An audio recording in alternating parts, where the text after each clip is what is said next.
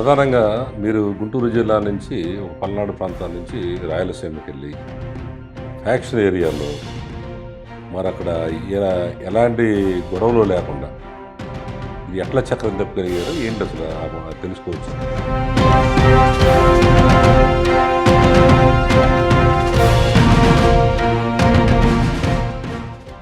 అక్కడ కేతిరెడ్డి అని ఒక బాగా పాపులర్ అయ్యాడు ఆయన ఏంటంటే పాపం రోజు సొంతలని తిరుగుతాడు, గలీలు తిరుగుతుంటాడు, అక్కడ అందరికీ హెల్ప్ చేస్తుంటాడు, రోజు కనీసం 50-60 వేలు ఇవ్వడం మనందరం చూసాం టీవీలో.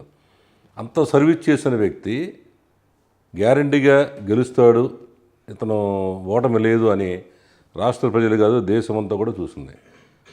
అలాంటి వ్యక్తి మీద మీరు గెలవడం అంటే ఏమన్నా స్కామ్ ఏమైనా చేశారా ఏంటి మీరు? సో మాకు అక్కడ కేతిరెడ్డి ఉన్నాడా, జగన్మోహన్ రెడ్డి ఉన్నాడా, ఇంకొకరు ఉన్నాడు అనేది కాదు మాకు.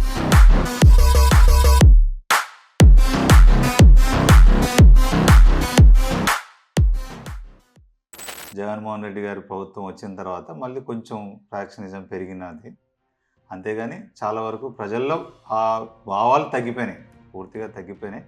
కానీ అధికారాన్ని అడ్డం పెట్టుకొని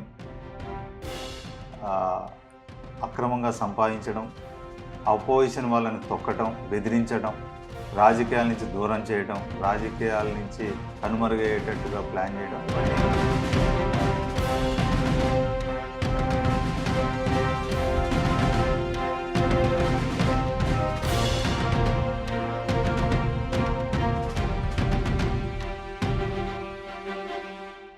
Watch it! Hot Seat with MSR.